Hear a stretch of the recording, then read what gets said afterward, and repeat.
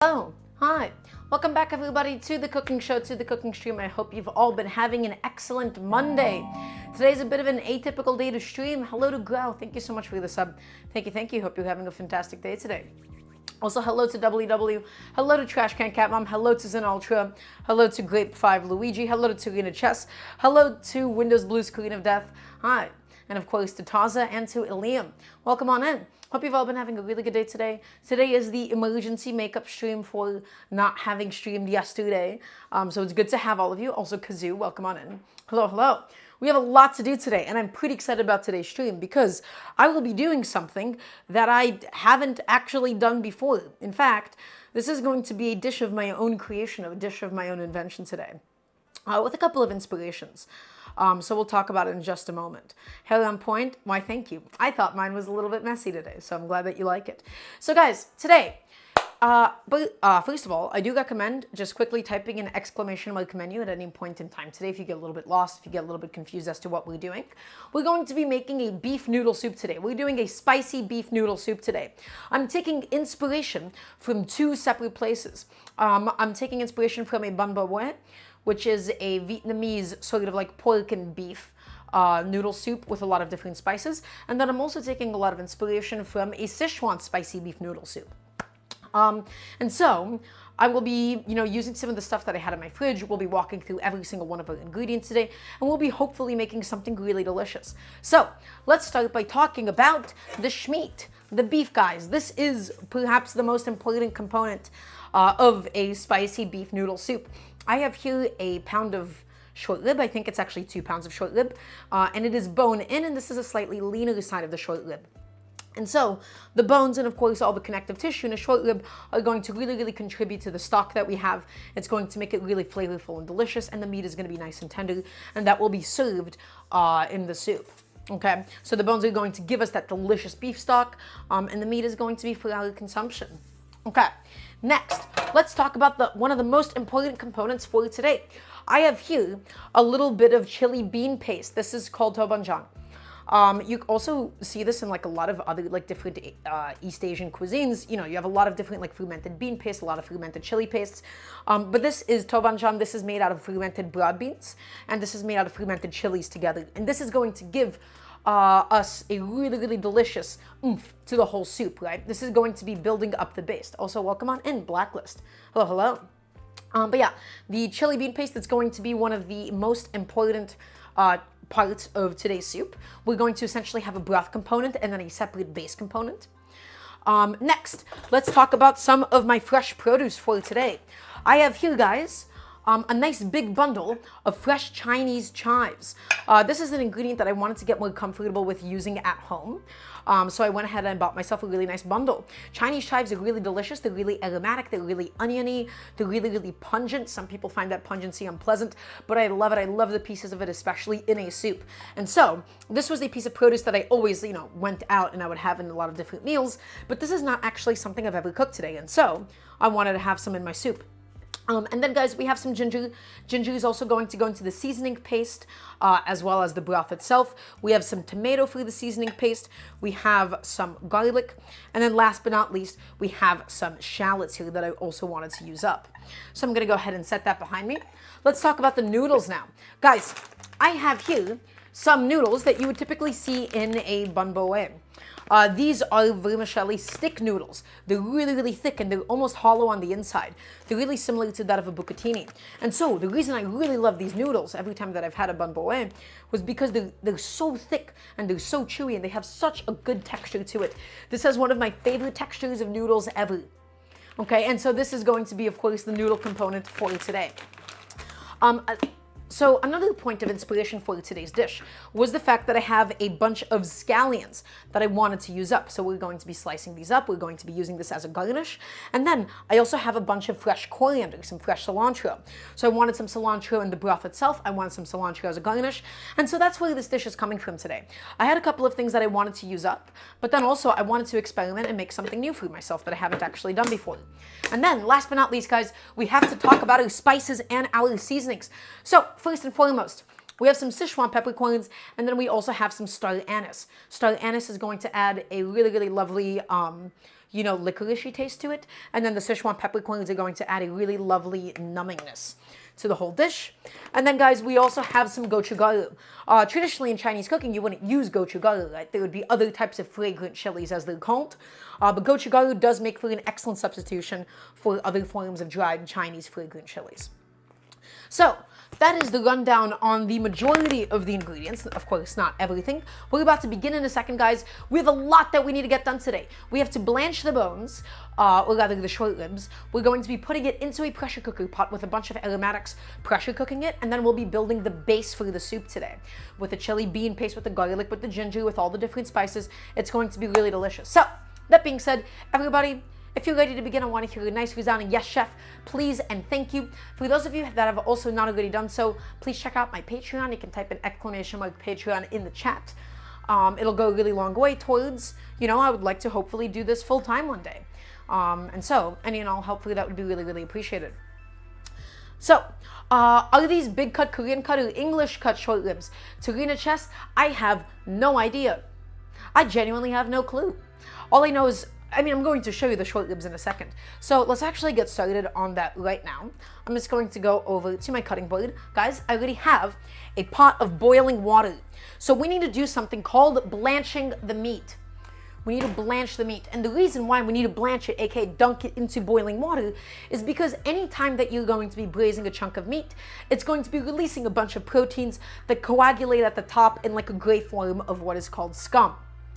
And so, by blanching it beforehand, we're not losing flavor in that process, but by quickly dunking the meat into boiling water for like 3 to 5 minutes, we are going ahead and we're going to get rid of all of that excess scum, and then we'll be putting the beef into the pot itself. And yes, there will be some silver skin to remove, Tarina. So we're going to go ahead and start cleaning up the short rib. I'm going to be gloving on up just to make my life a little bit easier today. Okay, wonderful. Now, guys, let's go ahead and grab my lovely short rib here. But yeah, so these are beef short ribs, guys. This is a nice little cross section of the ribs. They lend themselves super, super well to things like braising, this extended long cooking time, because it's going to get really nice and tender. Short ribs, they're really fatty, they're really delicious, but they have a lot of connective tissue running through it, which can make it really difficult to eat sometimes. So, guys, we have a little bit of what is called silver skin right here. This stuff is not going to necessarily be the best for eating. So we're going to want to go ahead and just clean this up a little teeny tiny bit. So with my petty knife, I want like a very nice, dainty, elegant knife here. All I'm going to do, I'm just going to be as thinly as I can without wasting any of the meat.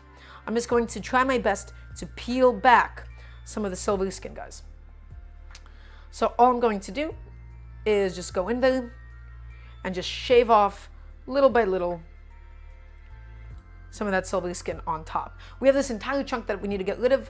This one is a little bit, my knife in this case is a little bit dull, which is kind of annoying, but we will simply persevere. So all I'm trying to do is just make an initial incision, and then I'm holding this and I'm pulling this up, and then I'm just continuing to slice and just pull off as much of this silver skin as I reasonably can. Just using quick flicks of the knife, peeling it, peeling it, peeling it, and then we're just going to go through the entire piece of meat. And again, you don't have to go super crazy with this.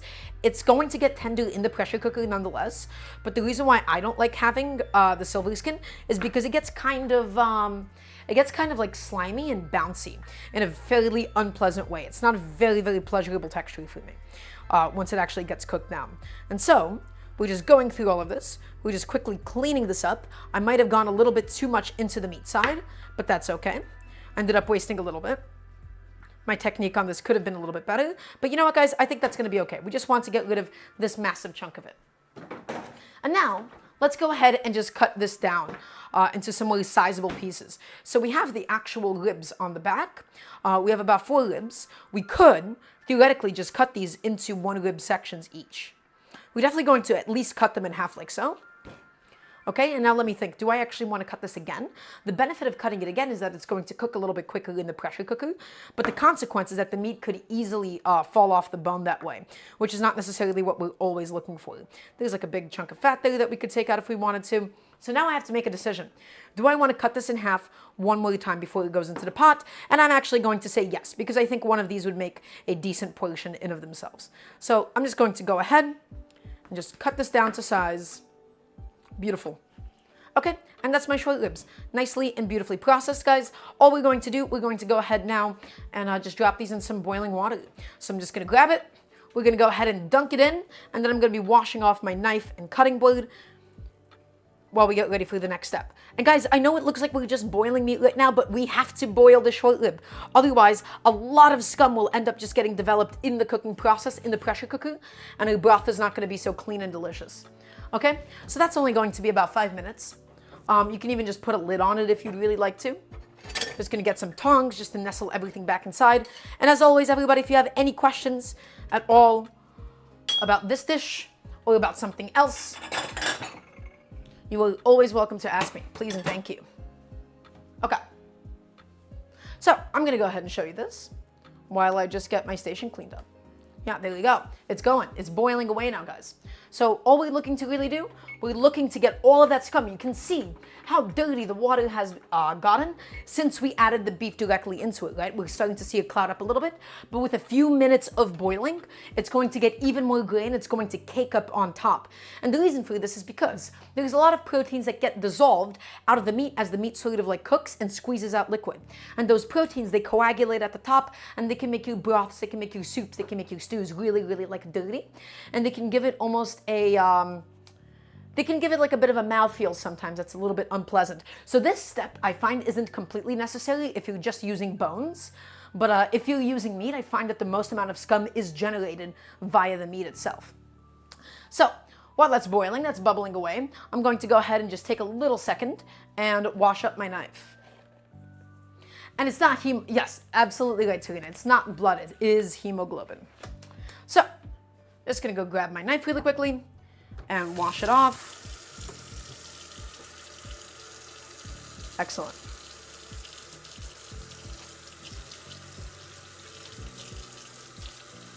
And then we'll go ahead and get everything else that we need for today prepped and ready to go.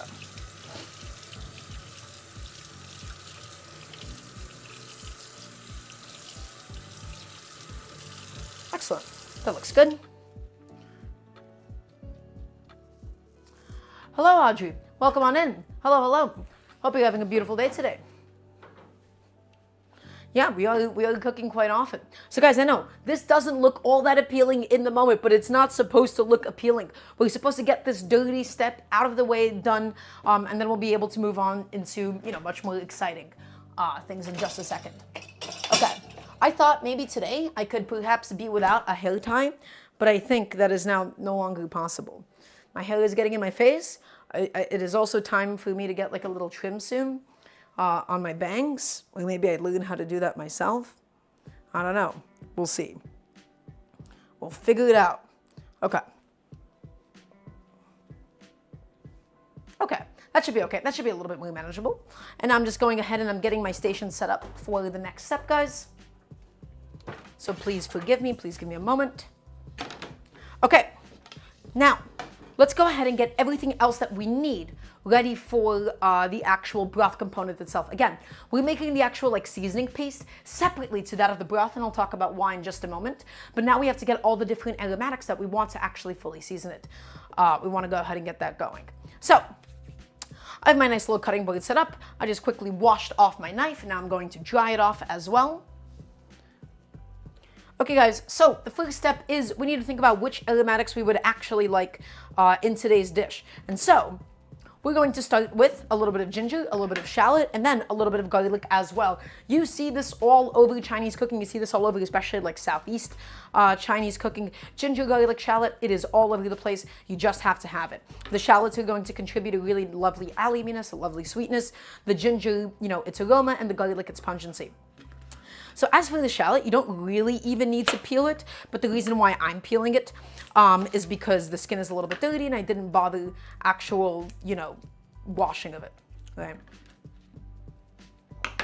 So I just want to go ahead and get all of that papery skin off and out of here. It can be a little bit tricky, it can be a little bit troublesome sometimes. There we go. And all I'm going to do, guys, I'm going to go ahead and I'm going to cut these in half. And the reason why I'm cutting the shallots in half and not actually chopping them or mincing them is because we want to be able to extract some of the flavor, but we still want to be able to easily take the shallot out afterwards. If we were to chop it up and cut it up, by the time that it was done cooking in the pressure cooker, it would have all dissolved, broken down, and then the whole broth would have gotten like a real cloudiness to it, which would have been quite unpleasant. So all I'm going to do, I'm just going to go ahead and clean up my cutting board really quickly. Just get rid of all these different skins. And that's everything that we really need to do for the shallots, guys. So 1 to 2 shallots, just halved, nice and easy, ready to go. Next, same exact thing for the ginger, guys. In fact, this one I might not even feel the need to peel it. With the ginger, I would be a little bit more conservative with how much we're getting because I find that ginger can be really, really pungent.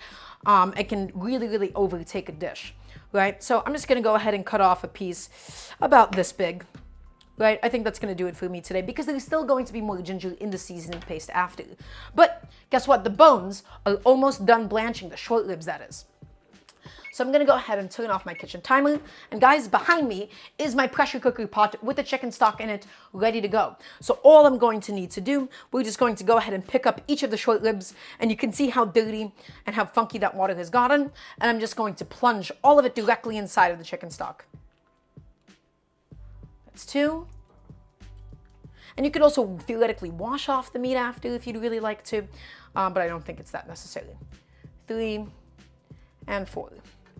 Ooh, it splashed. I got a bad grip with my tongs. That was not intentional. Oh no. Excellent. So yeah, all of that water is just going to be discarded. We have no more use for it. It did a wonderful job for us today. I'm going to go ahead and get rid of this little sheet tray.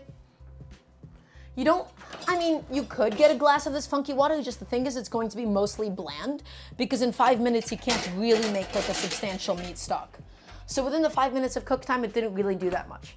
Okay, so this, I'm just going to go ahead and grab it. The handle is a little bit hot, so I'm just going to pick it up as, ooh, that was not a good grip. I see. And my microphone also just caught on one of the drawers. That's pretty dangerous.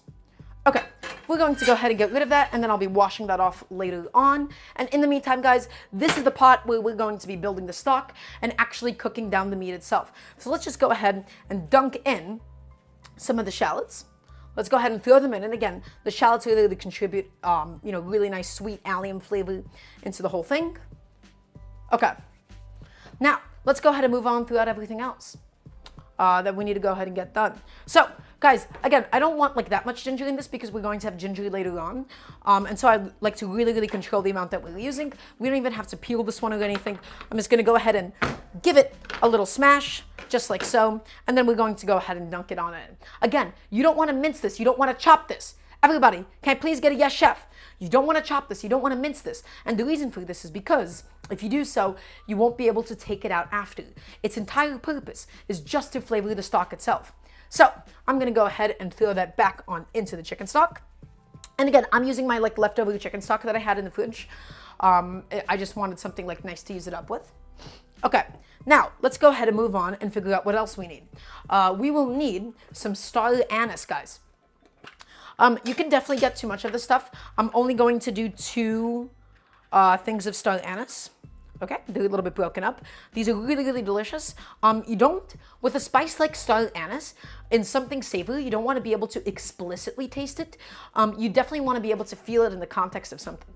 If you're able to like drink a bowl of broth and be like, whoa, that tasted like a lot of star anise, that's not what you're going for.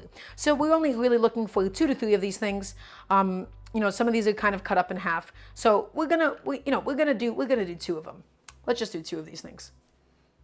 But yeah, they're really beautiful. They smell wonderful. They're very nice and aromatic. Excellent. And I'm going to go ahead and just put that away now because we have no more use for it. Set that up. Set that behind me. Lovely. Okay, then for the next aromatic component, guys, we're going to need some bay leaves. You can't really go wrong with bay leaves. You can't really have too many bay leaves. Just going to be nice and pleasant, add a very nice herbaceous note into everything into the pot. I'm not looking for leaves that are like really torn up and chewed up like that. And the reason for that is because it's a lot more difficult to pluck out after. Although, it'll just be fine, because I think I'm just going to end up straining this broth anyways. So I'm just going to take all these bay leaves, guys, all of them with me right now, and we'll just go ahead and throw these into the pot as well. Nice. Okay, and then the last but not least component, guys, we're going to need some garlic. So we're going to go ahead and crack this bad boy open. And again, same idea as the shallots, same idea as the ginger. All that we want to do is we want to have garlic still like, fairly attached to the clove itself.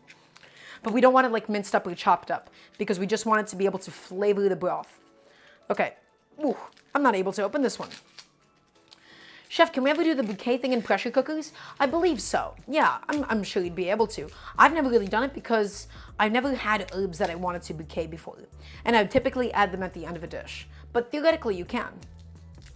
Okay, let's do 3 garlic cloves. These are pretty big ones. So I'm not going to be too, loose-handed with it.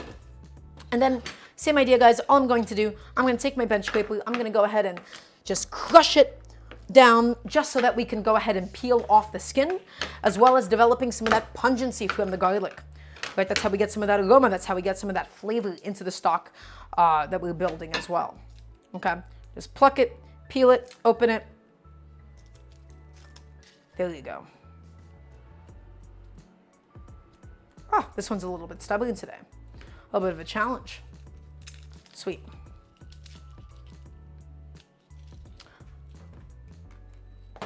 Okay, these I'm gonna have to go ahead and give another smash. They're being a little stubborn today. That's 1, and that's 2. Lovely. Let's go ahead and peel these up now properly. Now that we've smashed them fully, the peels should just come off the clove itself. Tarina, get it together. Okay, guys, so this is about the garlic cloves, the really, really huge ones. Oh my God, look at the size of this clove. That is the size of my thumb. I'm gonna go ahead and just throw that into the pressure cooker pot. Okay, and now for some final touches, guys. Let's head back on over to the stove. We're going to go ahead and go in with like a really nice drizzle of some Chinese cooking wine called Liaojiu, or Shaoxing wine. Although Shaoxing wine is a bit of a misnomer. It's not actually Shaoxing wine, the ones that you typically find in Western supermarkets. It's a Liaojiu, but you will typically just buy this as Shaoxing wine. So, how much Shaoxing wine? I don't know. I'm not measuring. I'm just gonna go in with a very nice drizzle, right? Very nice swig, and I think that should be enough. It's a little bit salty. It's gonna add its own seasoning. It's gonna add its own flavor. We don't need to go too crazy with it. Okay, and then finally, guys, last but not least, we'll also do a little swish of some soy sauce. I have some dark soy sauce, although any kind of soy sauce for this would also be okay, and there is going to be more soy added later to this dish. So, let's talk about everything that is in the pot. Are you all ready? Before I go ahead and I put this onto the pressure cooker, I want to hear a nice yes, chef, from everybody watching. So, in here we have 4 short ribs, right? Nice, big, thick, I guess, English cut short ribs. In some homemade chicken stock. The short ribs we first blanched so that we could go ahead and get rid of all of the scum that would otherwise float to the top. We added in some garlic. We added in some shallots. Shallots for the sweetness, shallots for the flavor, shallots for the aroma. Some bay leaves for the herbaceousness. Some star anise for a little bit of like a licoricey note to it. What else do we have in here? We have some Liaojiu, aka Shaoxing wine. For some saltiness and then some of its own flavor that it contributes, some soy sauce for a little bit of oomph, for a little bit of like those fermented notes. And actually, there is one component that I did forget about. I did want to go ahead and add some cilantro into this pot as well. And the reason is because I want to have cilantro both as a garnish, and I also want some cilantro infused into the very flavor of the broth itself. So, nice big bundle of cilantro going on inside. And we can just go ahead and tuck that in nice and easy. Yeah, that should be okay. And now, I want to go ahead and make sure that all of my beef is mostly covered. It doesn't have to be like completely 100% covered, because as it pressure cooks, it's going to bubble up inside and then fully cover it. But it is a little bit too exposed for me at the moment. It's a little bit too naked. We do need to make sure that the beef is aptly and properly covered. So, a little bit of water, just enough to be able to get the job done. And I think that should be more or less okay. Wonderful. So guys, there is a lot of flavor happening in this pot at the moment. And this is going to be the base of our soup today, guys. This is not the base, excuse me. This is going to be the broth component. So our noodle soup, it's going to have the noodles. We're going to be making a really delicious seasoning paste with the chilies, with all the different spices that we have today. And then the broth is going to go ahead and get poured into that. And then we'll add all the different toppings and garnishes. So this is for the sake of getting the beef cooked. It's for getting all the different aromatics infused into the broth itself. And hopefully by the end of it, we will be left with just a really, really delicious homemade broth. Right? That will be the base of today's soup. Honestly, I'm feeling like we could use a little bit more liquid, a little bit more on top. I'm looking at it, I'm looking at that amount, and I'm a little unsatisfied with it. And that should be okay. Wonderful. So guys, I'm gonna go ahead and take this on over to the pressure cooker, and we're going to be setting this on high pressure for 30 minutes. 30 minutes, and then we'll check on the short ribs. If they need more cook time, we'll give them more cook time, but that is roughly how long it should take for all of them to go ahead and get done. So let me just pop that over. Just 1 second, everybody, while I get that done.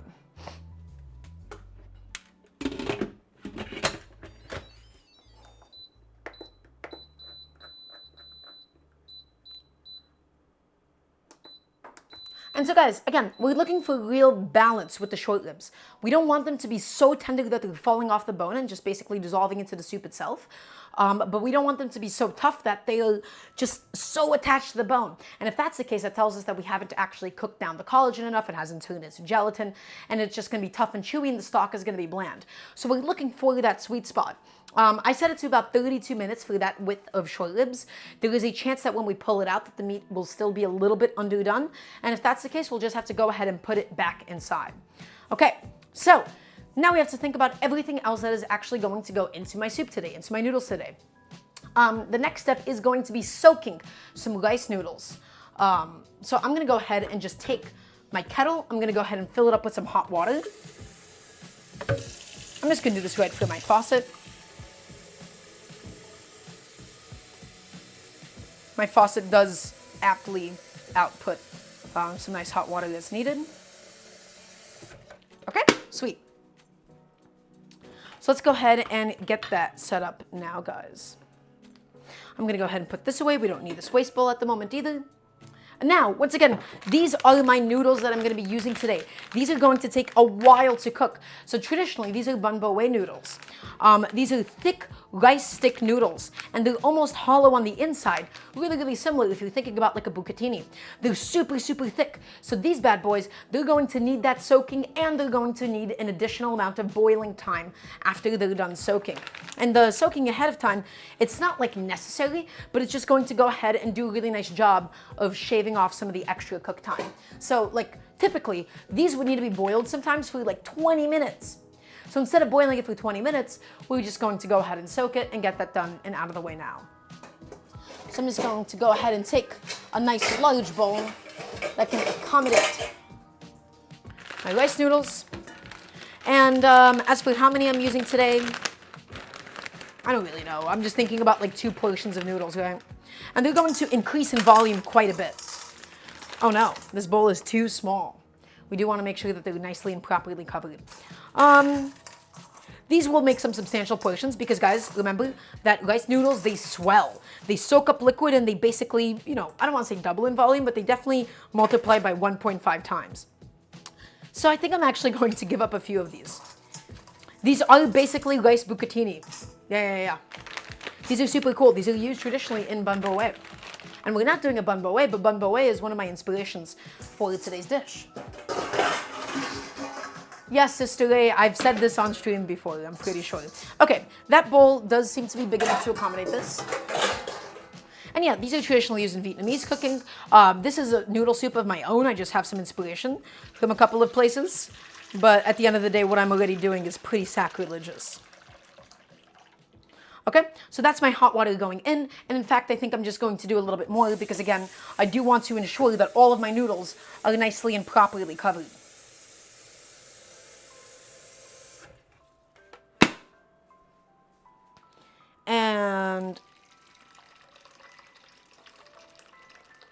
That should be okay. Lovely. And I'm going to go ahead and just set that behind me. We have no more use for it at the moment. And again, soaking your rice noodles is not essential. It does just make the process of boiling them a lot more consistent and a lot easier.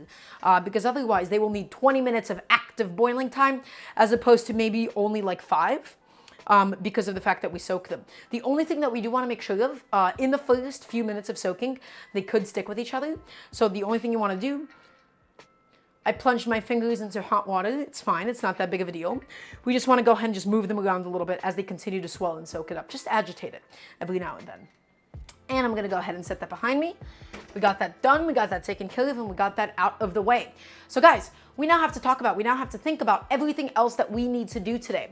So we have to make the base of the soup itself. We have to make the seasoning paste of the soup itself. And that's going to be spices and the chili bean paste and the tomato. And all of it is going to cook and saute together, and it's going to be wonderful. It's going to be delicious. It's going to have coriander. It's going to have tomato. It's going to have Sichuan peppercorns. It's going to have so much flavor. I'm really, really excited about it. And so there's a reason why I'm doing this separately. With a lot of noodle soups, you would typically find that the spices, they don't get added into the process of making the broth itself. And the reason why I'm not making the broth itself, I'm not putting like the spices into the broth itself, is that you can really easily over-extract a lot of bitter flavors by cooking them for a long amount of time, and then it gets sort of unpleasant. By frying the spices in oil separately and only adding them in at the end, you do prevent a lot of that bitterness from happening. This specifically happens super, super often with chilies, with the Sichuan peppercorns, with the spicy chilies, with any types of peppercorns really. I find that just by, you put them straight directly into liquid and you cook it for an hour or two, it just becomes bitter. It is super, super unpleasant. And so we're going to be frying the spices. We're going to be doing all of that separately, and then only combining it once the broth is actually done and finished cooking. Can I please get a yes, chef? Luigi, we are now onto the process of the prep. We have to do the prep for, today's dish. So we're going to be measuring some stuff out. We're going to be getting our mise en place nice and set up. So let's go ahead and begin. So guys, we need to chop some garlic. We need to chop some ginger. We got to chop some shallots as well. Let's just go ahead and get all that started. So I have 2 shallots. This is my leftover shallot from the previous stream when we did the crispy fried shallots. And then I have another fresh shallot right over here. So all I'm going to do, guys, I'm going to go ahead and just cut off the head. And then I'm going to go ahead and just split this into its 2 halves. Wonderful. Okay, and then I'm going to go ahead and take the shallot and I'm going to cut it in half to get rid of the rest of the skin from it. So just cut that in half. Cut that in half, and now that we've cut it in half, we can really, really easily just peel it back. There you go. And so guys, I am looking for my shallot to basically dissolve into the soup itself. I'm looking for it to dissolve and really, really contribute all of its sweetness into the seasoning paste itself. For that reason, we will not be doing a medium-sized chop. We're not going to be doing, a large slice on it. We're going to be going for a very, very fine dice on this bad boy today. Okay, because the finer you dice alliums, especially the finer that you dice a shallot, the more that it ends up melting into the dish that you're cooking, and the more that it's able to contribute its sweetness, because I'm not really looking to bite into a piece of shallot today. So all of my shallots are nicely and beautifully peeled, and all I'm going to do, guys, I'm just going to clean up my station. Cooking all this for somebody? This is for myself. I got excited for this for myself. I'm very selfishly motivated today. So guys, all I'm going to do, this is the root side of the shallot, this is the head. We're going to go ahead and we're going to make a bunch of parallel incisions, but we're not cutting through all the way to the root end, okay? And I'm also cooking this for all of you. And by the way, if any of you have any cooking questions for me at any given point in time, I'm here to help answer anything that you might have.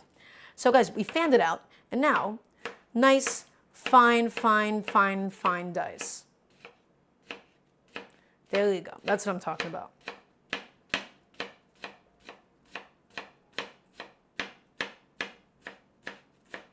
There you go. This is the kind of dice that I'm talking about. And again, it is super, super important that you actually go through with this process. If you don't cut your shallots fine enough, it's not going to contribute its sweetness, and you're just going to be biting in to into like a couple of chunks of shallot. Although that can be mitigated with additional cook time. I'm telling you, just make your life easier, make my life easier. Just do the really, really small dice on this bad boy. Okay, and then as always, I'm gonna be keeping my cutting board nice and clean as I go. Just taking my bench scraper, and then I have this cute little condiment cup in which we will be dumping all of the sliced shallots. And now we'll just have to repeat with the rest of the shallots. Okay, there you go, making sure my cutting board is never too crowded or anything. Just dump that in. I got a little bit of skin that I didn't take off. And now let's do this one as well. Just slicing it, making a bunch of incisions, and then a nice, fine, fine, fine dice on this. Does anybody have any questions for me at the moment? It's going to be a bit of a repetitive process here. Okay, that's one. Okay, so do I keep onion and other veggie peels are gone for stock, or do I typically throw them out? So that's a good question, son of God. Only if I've washed them beforehand and I'm already making a stock in the moment, I would keep them. Otherwise, I don't actually keep my veggie scraps. I really, really should just like set up a freezing bag somewhere, you know, and then just like have like that built up a little bit. It would be good for me to do. It would just require that I actually, you know, wash the skins in advance, because oftentimes they can be quite soiled. Okay, let's go through this one as well, guys. Nice and fine, fine, fine, taking your time, be nice and patient. Beautiful. Oh, look at these shallots, gorgeous. Okay, my hair is getting in my eyes. Guys, it is time for me to trim my bangs, and I don't want to do it. It's going to be so much effort. I don't want to do it myself. Ugh, I am irritated. But it's fine, we'll persevere. We'll get through it. Okay? Let's keep going. And the only annoying part about like cutting shallots is they're so sticky, they just end up sticking to your finger. Not pleasant. Having like a nice wet cloth will do a good job of helping out with that. Okay, I'm actually looking at this amount of shallot and I'm like, that is a hefty, hefty, hefty amount of shallots. I don't feel like I want to use all of it today, but we'll see how we feel about it. Let's just get all of them sliced up nonetheless. Make sure that my hair is tucked in properly behind me. Okay, and now once again, just going through it.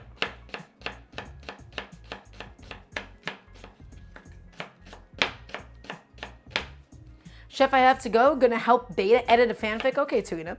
Well, thank you for stopping by. It was lovely to have you nonetheless. Darla, how did I get into your kitchen? Hannah, you don't want to know. You don't want to find out. Okay, you know what, guys? I don't actually think we're going to need that much shallot, especially because the broth is already going to have some. So I think that one I will just find a use for a different day. And the rest of those nicely, finely diced shallots going inside. We're cleaning up our station. And then this other one I'm going to find something else to do with, because I'm looking at this amount of shallot and I can already tell you that this is going to be plenty and plenty of shallot. So this is just going to go behind me.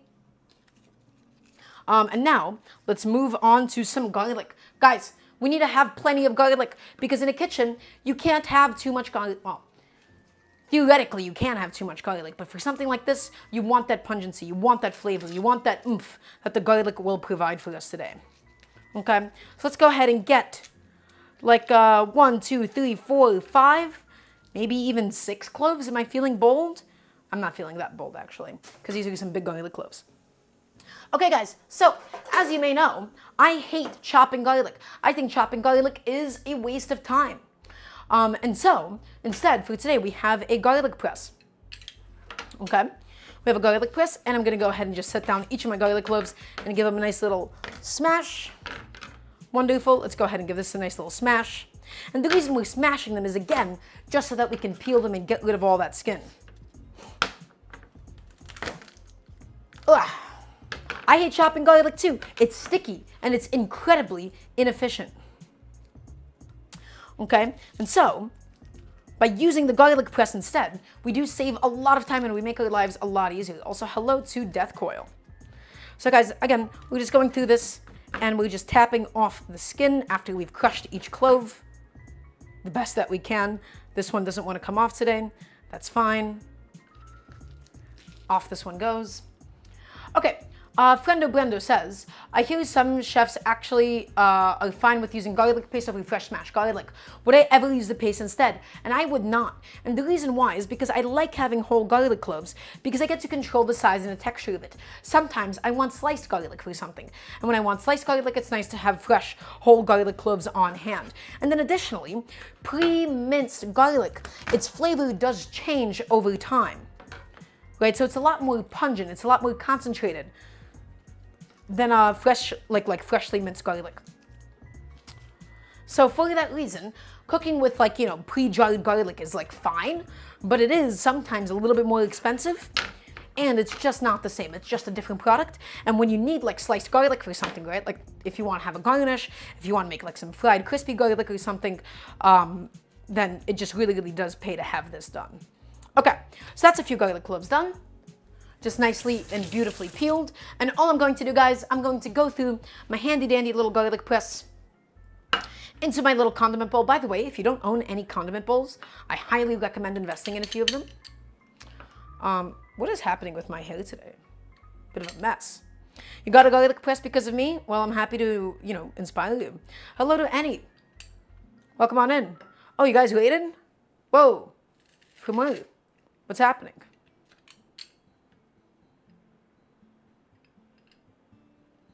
Hello, Lily. Welcome on in. Lovely to have you. Okay, guys, we're going to go ahead and get all of the garlic cloves inside. Hello to Darby Doll. Oh, Voshrain. Well, welcome on in. I hope you've all had a lovely stream. You know what? I'm going to finish mincing this garlic, and then we'll talk about what we're doing today. So, let's get this garlic all nicely and beautifully done. Let's just pop that all inside. And then I'm going to give you guys a little recap session. And guys, I hate chopping garlic. I hate it with a passion, and thus we use a garlic press exclusively on the stream, okay? Beautiful. So, all that garlic nicely and beautifully pressed. I'm just gonna quickly rinse off my hands again because it's a little bit sticky. Hi, welcome on in. Everybody that just tuned in, are you listening? I wanna hear a nice resounding yes, chef, especially if you're new. A yes, chef, please and thank you would be lovely. So today, I'm doing a noodle soup that I am sort of inspired by two of my favorite noodle soups. It's inspired by a bun bo, and it's also inspired by a Sichuan spicy beef noodle soup. And so in my pressure cooker at the moment, I have currently going beef short ribs in chicken stock with some liaojiu, aka Shaoxing wine, alongside some garlic, alongside some bay leaves, alongside a little bit of soy sauce, some star anise, and some ginger and shallots. So really, really aromatic, really delicious. And now we're working on actually getting the base of today's noodle soup going. So we're going to be separately frying and sauteing all these different spices. And so right now, these are some shallots. This is some garlic. Next, we have to do some ginger, guys. So we're going to go ahead and take a nice generous chunk of ginger just like so, and we're going to go ahead and mince up this bad boy. Now, the ginger itself, I'm actually going to be gloving up for because ginger can be a little bit harsh on your hands. I have eczema, and thus I would like to prevent any further damage to my hands. Use the same exact knife that I have? Well, I have a petty knife, right? I have a Corlin petty knife. So, guys, all I'm going to do, I'm going to go ahead and peel it up. You can use a spoon to peel it if you'd really like to, but I already have my knife out, and I'm not going to get a spoon out. Okay, just go ahead and get all that dirty skin off, although a little bit of it won't actually do that much harm. And then the only thing I'm going to go ahead and do is just get rid of this little dried off chunk that's inside. Just slice that off. We have no use for that either. Okay, so guys, ginger is the one that I would really recommend being the most conservative with, because ginger, again, it can really, really easily overtake a dish. Everything is supposed to be in balance, in proportion to each other. So again, very, very small chunk of ginger here, and all I'm gonna do, I'm gonna press it down with my bench scraper, get it nicely and beautifully flattened. And the reason why this is a nice step is because if you think about the structure of ginger and it's smooth on the bottom, it's just going to end up rolling around as you slice it. But by smashing it first, it's going to stay nice and stable. So guys, all I'm going to do, we're going to start by just slicing it up nice and thin. Just like so. Lovely. And then we're going to take all of this and give this a nice little rotation and just continue to slice and mince and slice and mince. Beautiful, just like so.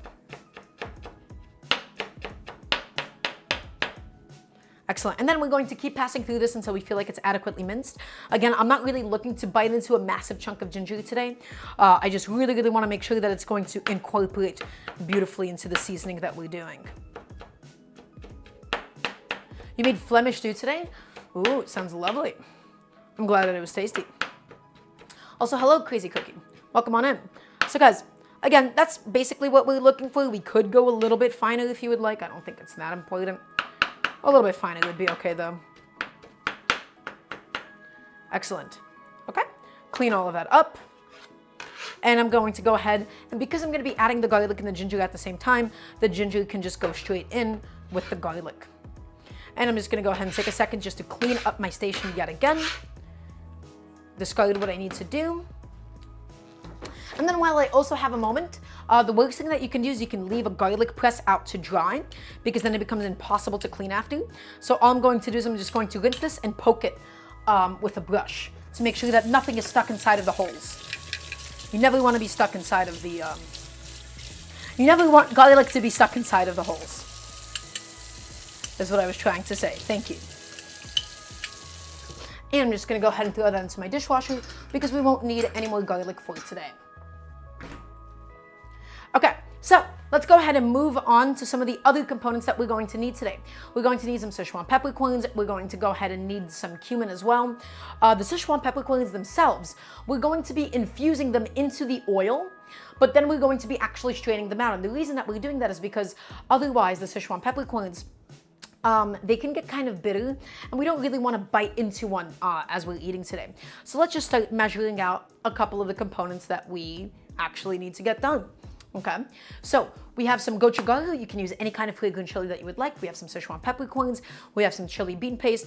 We have a lot to measure out, and we have a lot to think about. So these are my lovely Sichuan peppercorns.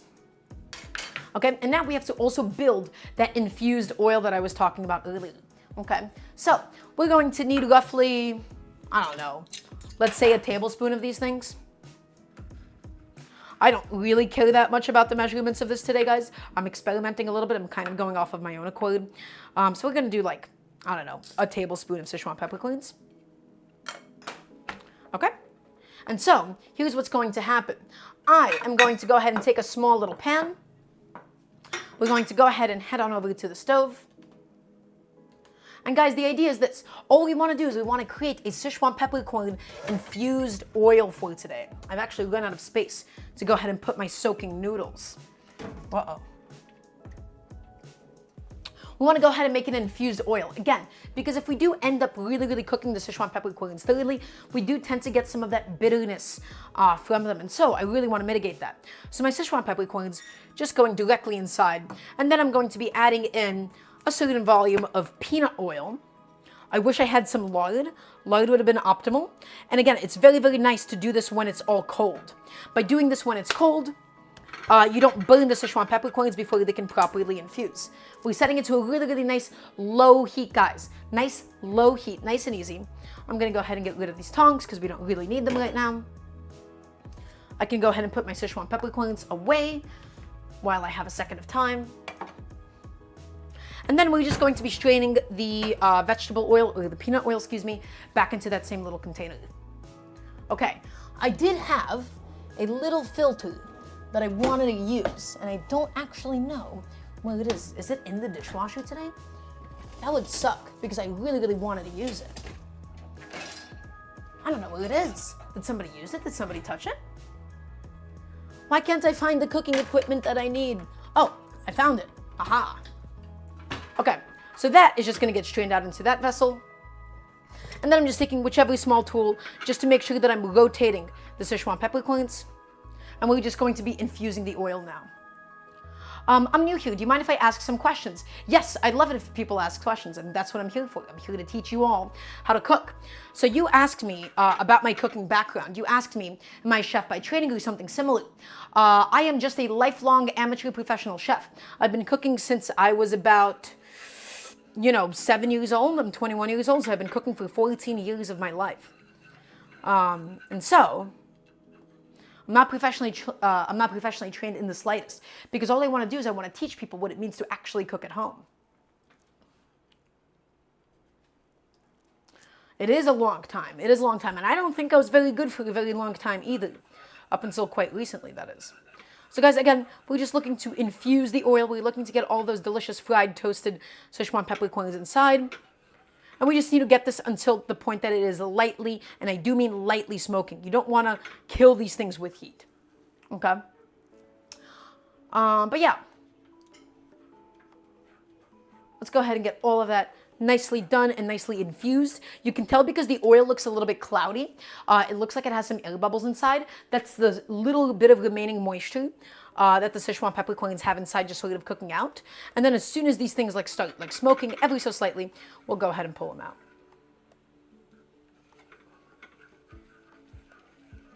Just a few more seconds, guys. It's not going to take that long.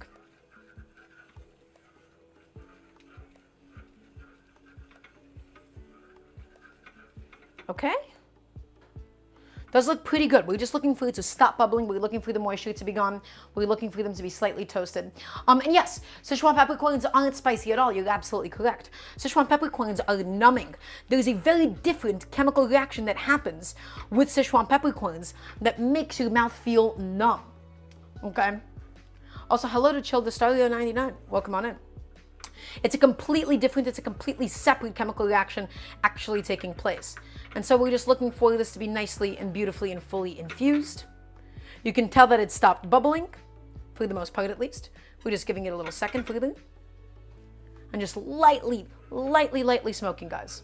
Nice and slow. Starting it off in the hot oil, we would have overcooked the outside of the Szechuan peppercorns by the time that they would have actually infused.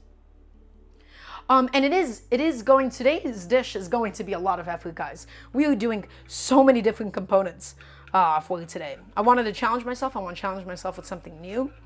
And this is going to be just that. Okay. I would say that's properly infused now. I'm going to go ahead and take that off the heat. And we're going to go ahead and just strain this off into my separate vessel. Excellent. And so guys, again, the reason why I wanted to do an infused oil is because if you overcook the peppercorns, they tend to take on a really unpleasant bitterness to them. Okay? And by doing this completely separately, we get to go ahead and get all of that numbing. We get to go ahead and get all of that flavor out of the Szechuan peppercorns and still be able to use it. Okay? So that's done. That was, properly taken care of. Okay? So all of that is right here, guys. And then if we went ahead and we smelled the oil, ooh, it has already that numbingness. It already has that oomph to it. Okay, subs and sodas. So where do you ask me, so where do you get all of your recipes and inspiration from? Cookbooks, social media recipes, grandma's passed down recipes. So let me give you some context about my culinary background. I have been essentially, into food for the last 14 years of my life. I've consumed a lot of food content. I have grown to hate a lot of the existing food content, and I've grown to really hate a lot of people's misinterpretations. Where does my inspiration for food typically come from? It comes from just sort of thinking about what I want to eat. I want to make what I want to eat, and I want to be able to do so specifically in a home setting. Because I feel like a lot of different food content that exists on the internet isn't actually for people to make at home. So the thing that I'm doing today might be one of the more complex things that I typically do, but the reason that I'm doing it is because I have already most of the ingredients at home, and I wanted to go ahead and get rid of it today. Right? I wanted to go ahead and get rid of it so that it wouldn't go bad, because that's what it actually means to cook at home properly. And so, where did I learn? Basically, many years of soaking up all of the different information around me. I'm going to go ahead and just take this container. Ooh, this thing is hot. That is hot oil that is in there right now, guys. But yeah, this is going to be the lovely base of our seasoning for today. I might have had a little bit too much oil, but that's okay. We're not going to necessarily be using all of it for the soup today. And these peppercorns, you can go ahead and discard. It is a little bit wasteful, but they have already imparted all of their flavor inside. Okay, but yeah, I think everything comes back to home cooking and the importance of home cooking. That is what I'm trying to teach people how to do. I'm trying to teach people what it means to understand each ingredient and why we're doing each specific thing that we're doing. Okay, so we got rid of all that oil from them. I'm going to go ahead and just toss this out now. My peppercorns have done a lovely job for us today. We no longer need the straining. I'm just gonna go ahead and throw that into my dishwasher because we have to clean as we go, guys. Clean as we go. Okay, now let's think about some of the other components that we actually want for today. Next up, guys, we're going to measure out some of our other spices. I think I've run out of my little condiment cups, which is a little bit tragic, but we will instead just move on to these little teacups, I suppose. So, next component. This is going to be one of the most essential components, guys. This is some chili bean paste, some tobanjang. The chili bean paste itself, you can use it for mapo tofu. There's a lot of different utilizations of it. It's used in Chinese Sichuan, like spicy beef noodle soup. And so we'll be using some of this today. The fermented beans in there are going to go ahead and provide a very nice oomph and a really nice, like meatiness to the whole thing. And the fermented chilies are going to be providing, of course, a really nice sweetness. So I'm just gonna go ahead and measure out, I don't know, roughly like 2-3 tablespoons of this stuff. 1, 2, and 3, something like that. And I think that should be okay. And I'm gonna go ahead and just put this away because we no longer need any more chili bean paste. And we're going to be frying it and infusing that into the oil as well. Okay, next component is going to be some of my other spices. I have some cumin seeds, which we're going to go ahead and grind up and fry. We have some gochugaru as well. Let's go ahead and get rid of this little tablespoon measure in the meantime, though. Okay. And so, guys, we are now going to need some gochugaru. Now, gochugaru, not particularly the traditional actual chili which is used here, but the reason why I'm using gochugaru is because this is what I already had at home. You can sub in gochugaru for a fragrant, like Chinese ground chili, right? And so it's going to be nice and fragrant. It's going to provide a little bit of heat, but this is mostly for the real taste and flavor of the chili itself. So with this bad boy, once again, I'm only going to need like a tablespoon or so. Let's go ahead and get all of that nicely measured out. 1, and that's a tablespoon in total. Lovely. So guys, we're gonna have a lot of chilies. We're gonna have a lot of heat. It's going to stain the whole thing nice and red. It's gonna be really, really delicious. I'm super excited about it. And while I'm at it, while I'm done with the gochugaru itself, I can go ahead and put that away. Next, guys, we have some cumin seeds. I love using cumin seeds instead of pre-ground cumin. Why? Because whole seeds have so much more flavor and they hold on to it a lot better than the pre-ground stuff. So we're going to go ahead and grind it up and mix it in with the gochugaru itself. I'm going to go ahead and get rid of my different knives. Lovely. And let's get my little mortar and pestle out. There we go. And I have a lot of thoughts. I have a lot of opinions on Uncle Roger. By the way, Subs and Soda, not the biggest fan of him, I'm sorry to say. And I'm going to add roughly, the same amount of gochugaru. Guys, for today, I'm not actually measuring anything at all. I'm going completely intuitively, which is not necessarily the best idea, but at least with a dish like this, we're going to be doing a separate seasoning paste. We'll be taking it out, and then we can basically figure out how much would we actually like to go into the end product of the soup itself. So let's go ahead and take this, and let's grind all of it up in my mortar and pestle, guys. Let's get that done. I've also realized my Pokemon music, my Pokemon lo-fi has stopped. So let's fix that really quick. Okay. And let's just grind this up into a powder, right? You don't want to have any fibers. You don't want any of the whole seeds still remaining inside.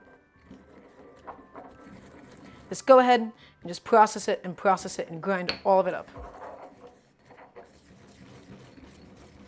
Get it done. And by the way, for those of you that haven't already done so, please check out my Patreon. You can type in ! Patreon. I would love to be able to do this full time. I want to teach people, what it means to really, really cook at home and teach people how to understand a lot of different ingredients. And so any and all help would be really appreciated. Okay, we're almost done with the cumin, guys. We have a lot of spices. We have a lot of very strong flavors and aromatics today. The cumin itself is not actually essential. Oftentimes, I get really, really inspired by like lamb cumin noodles as well. So I kind of add in cumin into everything. What exactly is cumin? I'm not actually sure as to like where it comes from. It's like a seed, right? It's aromatic and it's nice and earthy. But past that, I don't think I'd be able to tell you what exactly cumin is. I'm sorry. Also, Yextini, thank you so much for the Prime sub.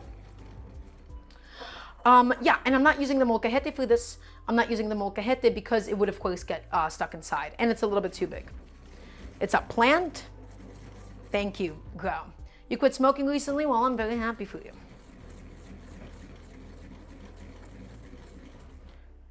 I'm not sure that people used to smoke cumin, Grow. I can't imagine that's very pleasant.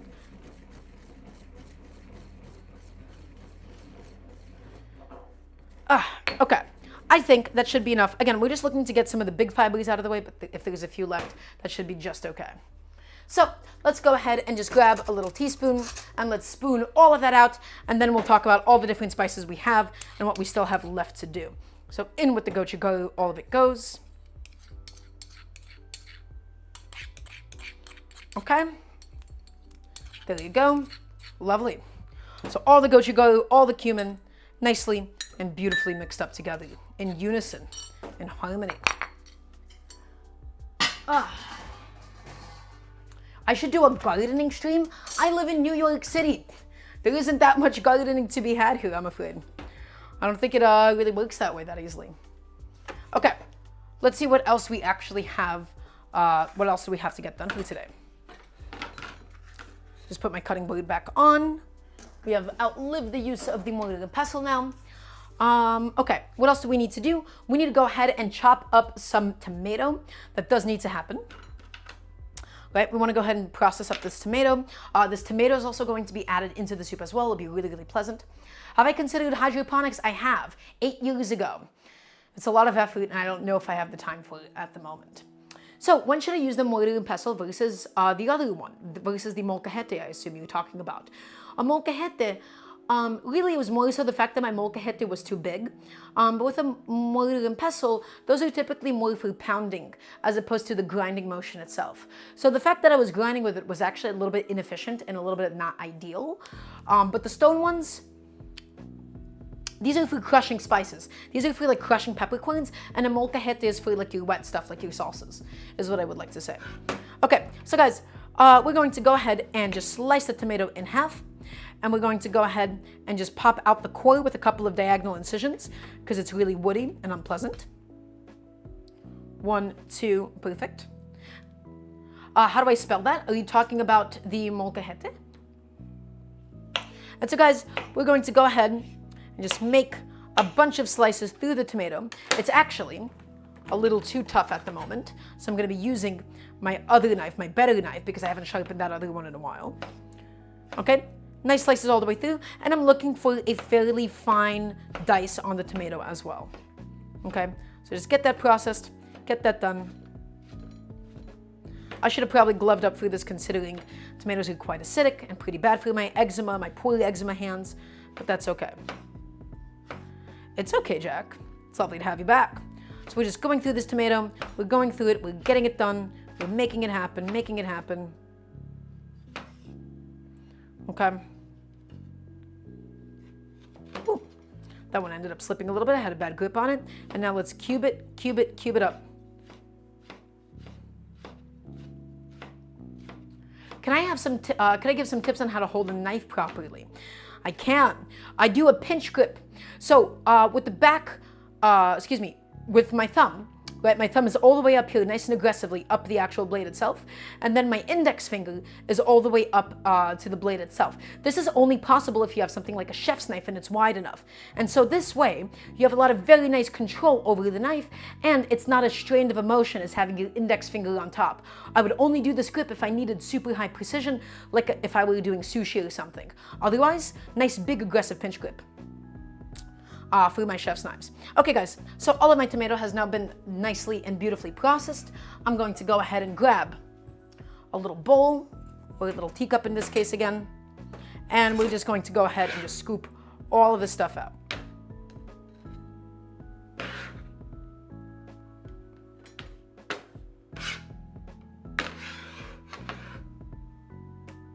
Here we go. That's one tomato, nicely cubed up. So there is a reason why I'm not doing sushi on the stream. There's a reason why I do actually kind of object.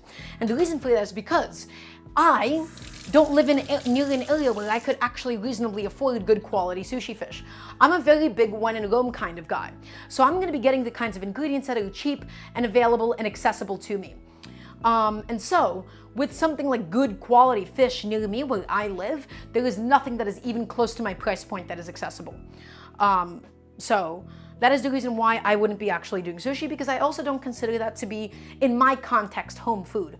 What it means to have home food is things that are near you, things that are accessible to you, things that are cheap for you, and things that you can easily get your hands on. I try to sharpen my knife with a whetstone, but it's normal that it takes so long to properly get sharp. Yes, it does. It does take a very long time. Whetstones do take a very, very long time. Every lady has her price.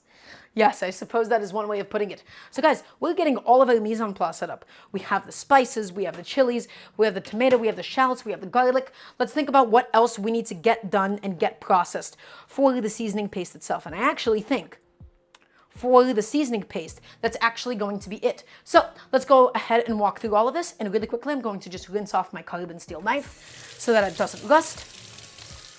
Because of course it is carbon steel, and carbon steel is reactive to things that are acidic and things that are wet. And so I could find a fish market, but I live in South Brooklyn specifically. There's no good fish markets. And also, I don't have that kind of money. Good quality fish is expensive. Good quality fish will always just be a little bit more expensive, right? Unless you live in a super coastal area. And New York has a massive, massive fish market up in the Bronx, but that is not anywhere close to where I live. That's like a 1.5 to 2 hour trip each way. And I do want to visit it sometime. Just, I don't think now is the time at the moment. Okay guys, so we're going to be going ahead and building the seasoning paste. I also don't use Shihu, I use Idit's MRQ. So guys, we have some Sichuan peppercorn infused peanut oil. We have some gochugaru and freshly ground up cumin. We have some tomatoes that we cut up really nicely. We have some shallots for the sweetness. We have some garlic and ginger for the pungency and aroma. And then we have some tobanjan, some chili bean paste. Okay, and so all of these are going to come together beautifully. We're going to fry it, and that is going to be the base. That is going to be the sauce for today. So what I'm going to do, guys, I'm going to go ahead and really, really quickly rinse out my previous pot.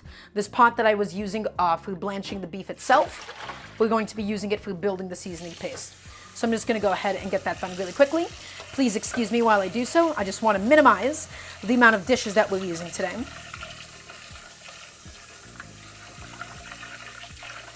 And we don't even need to like wash it out with soap or anything. I just need to get some of that gunk off, some of that beef gunk out. So do forgive me, it's going to take just another second, guys.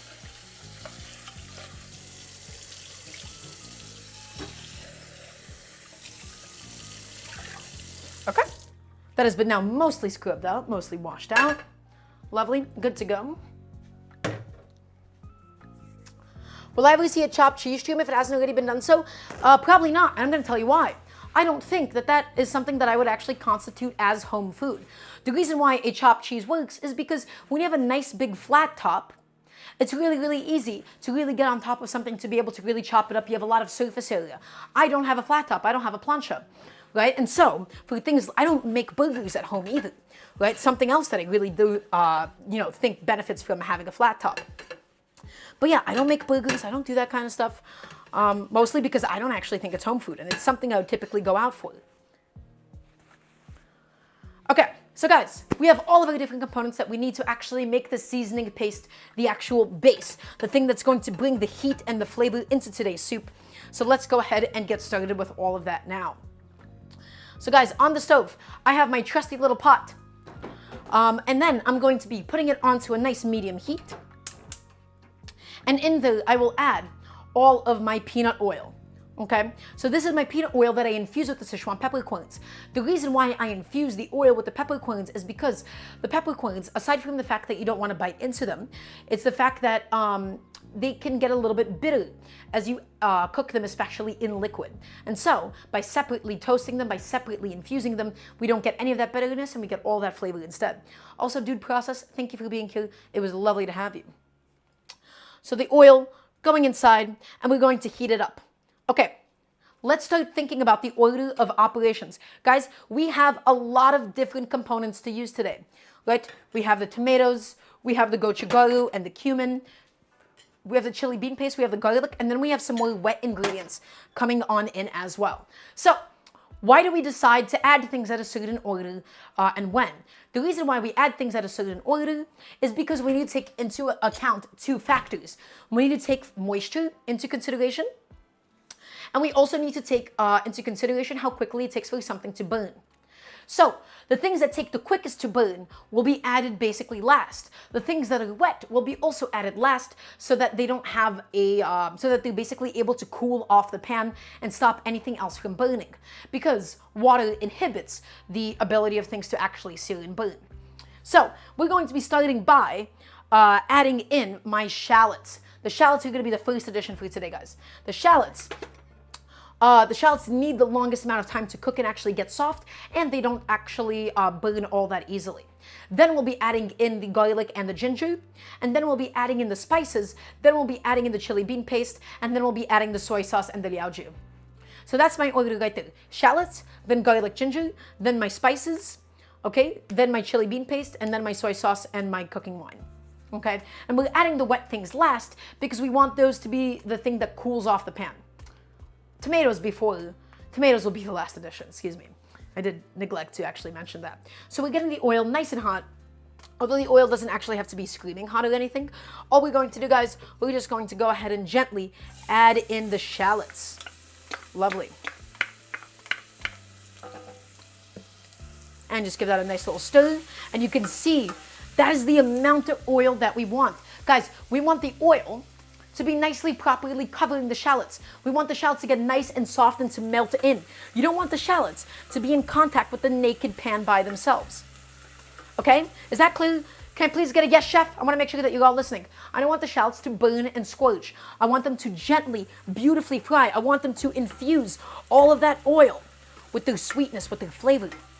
Okay? And we're going to get some good color on it, nicely developed. I'm just setting some stuff around, setting some stuff behind me, making a little bit of space for myself. But nice, medium-low heat, guys. We're going to slowly cook the moisture out of the shallot. We're going to build some color on it. We're going to build some flavor, all into that delicious infused oil. Today's going to be pretty excellent, I think. Today's going to be pretty delicious. I'm really excited about it. Okay, are there things that I could get rid of in the moment? There are. Just a couple things I can put away and put behind me.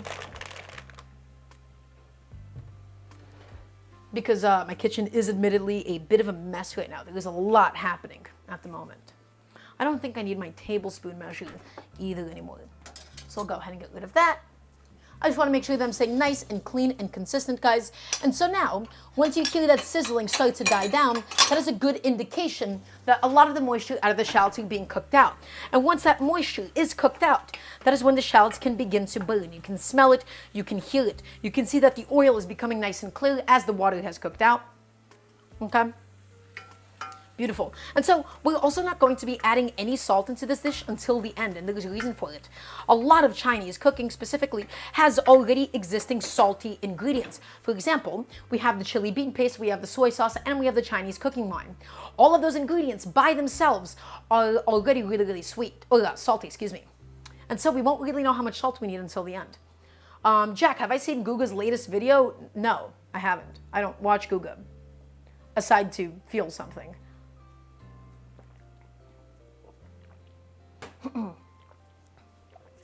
So the shallots, they're going really, really nicely, guys. They're getting some good color on it. And again, the reason we're doing the shallots first is because the shallots need the most amount of time to cook. They don't burn all that easily, but the garlic and ginger, they will need significantly less time than these shallots. Okay? So continuing to stir, continuing to scrape around. Make sure that none of the shallots are also stuck to the sides of the pan or anything. Okay? And it's getting there. So we'll give that a few more seconds. How do I know which items cook the fastest or the slowest? Darby, excuse me, not Debbie. A lot of it comes from intuition and time. Time and understanding how each ingredient functions. All of this comes back to is how much time do I need to cook this thing before it burns? And how quickly do my other components burn? Ginger and garlic, they burn really, really easily and they burn really, really quickly. The shallots, they take a little bit longer to actually do so. That pressure cooker, by the way, that beeping sound, that was telling me that my broth, my short ribs are done. We're just going to let it naturally pressure release for a little bit of time. And you can see they've started to get nice and golden brown, nice and dark brown. Now is a good indication to add in the garlic and the ginger, guys. Add in your garlic, add in your ginger, and let it go, let it happen. Okay, and you want to break it up, and you do not want to stop stirring this. If you stop stirring this, you risk burning that garlic and that ginger. Okay, so guys, the aroma of this now is fantastic. It is infusing into the oil. We want to properly fry it. We want to get that sweetness. We want to get all of that flavor developed. We want it to happen. This in total needs about maybe 30 seconds or so of constant movement, of constant frying.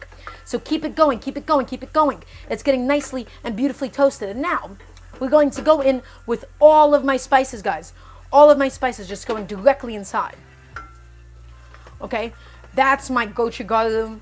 That's my cumin seeds as well. This is the stuff that you want to be scraping and moving. We wanted to get it infused and stained into the oil, but we do not want any of it to burn, guys. So keep it moving, keep it stirring, break it up, make sure that it's nicely and evenly cooking.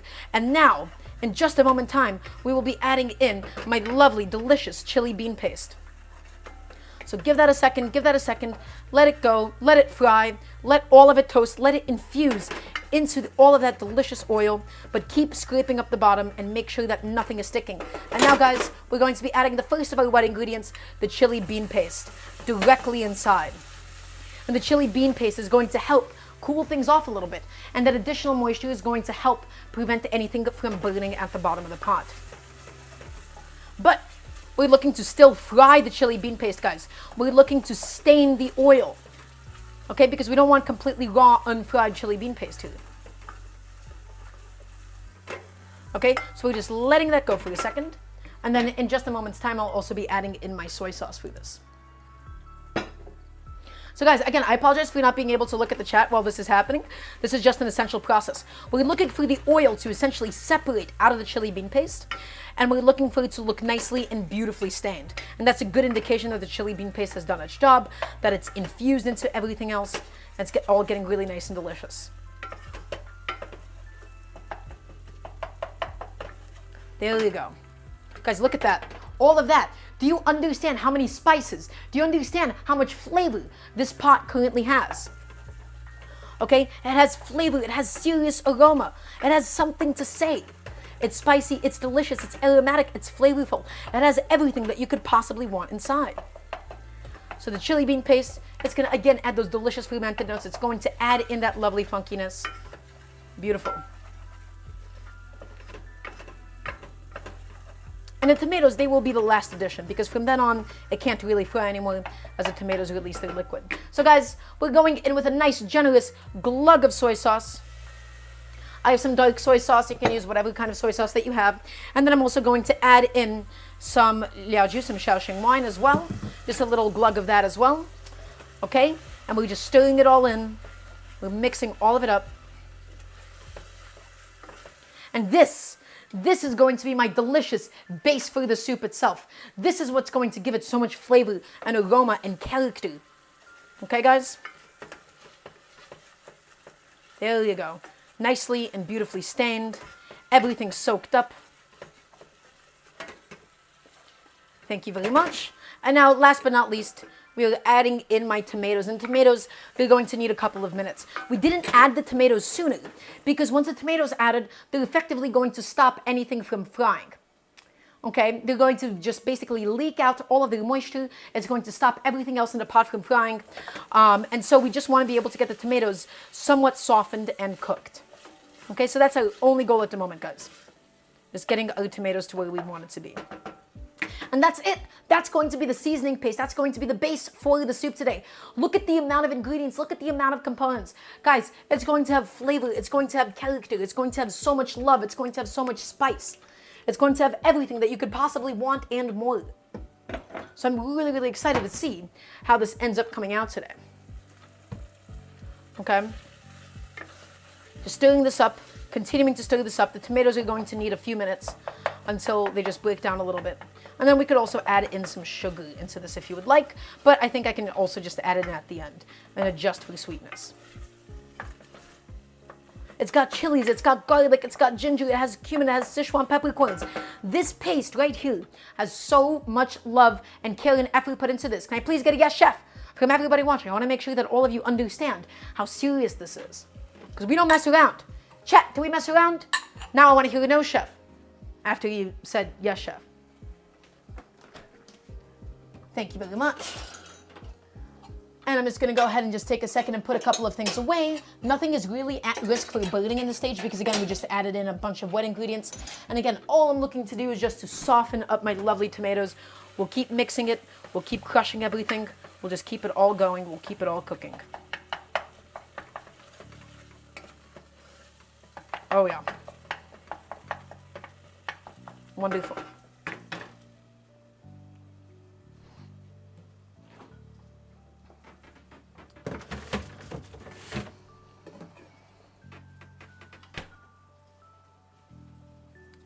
I'm just also checking on my soaking noodles as well at the moment.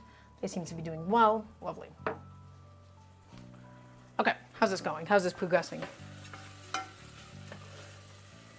That's what I'm talking about. That's exactly what I'm looking for. This is going to make for a phenomenal soup base today. Look at that. Break it all down, keep mashing it, break it all down, and just give this a few more seconds.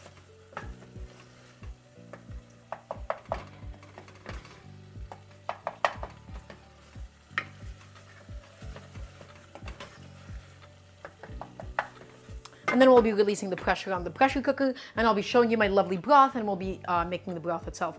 You guys excited for this? I'm excited for this. I'm really looking forward to seeing how this is all going to come out. Okay. The oil is now beginning to separate, right? That's the moisture cooking out once again. The oil is separating. It's looking delicious. Things are sticking to the bottom again. Guys, I'm going to just shut off the heat, and then I'm going to be scooping most of it out. We won't be using all of this today. I'll be keeping some in the fridge, and then I'll be using some of it later on just to make a different soup a different day. Okay? So all I'm going to do is I'm going to grab a little container. But first, just scrape it up, make sure nothing is burning, nothing is sticking. And I'll be adding it directly into this. And these condiment cups, the only issue is they do get a little bit hot, so you do have to be careful. And so we'll be adding in, we'll be adjusting the taste as much as we see fit. Okay, so we'll be leaving all of that inside still. And now, everybody, it is time for us to look at the broth itself. We'll be using this pot. This pot is where the soup itself will actually be made. But in the meantime, it is time for us to release the pressure on the pressure cooker, and I'm going to show you my delicious broth. Also, I do want to give the paste itself a little taste. I do just want to see how it came out, how intense it is. I want it to be spicy. I want it to be acidic. I want it to be sweet. I want it to be nice and fermented.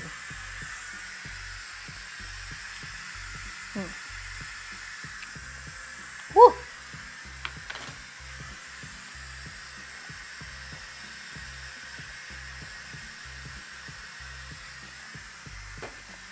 That is so good.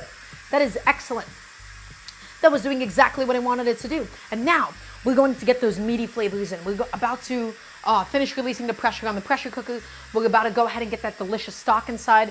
We're about to make the noodles. Guys, everything is coming together fairly quickly. We have so little left to actually do today. So I'm pretty excited about it all. Yeah, no, that has a significant kick to it.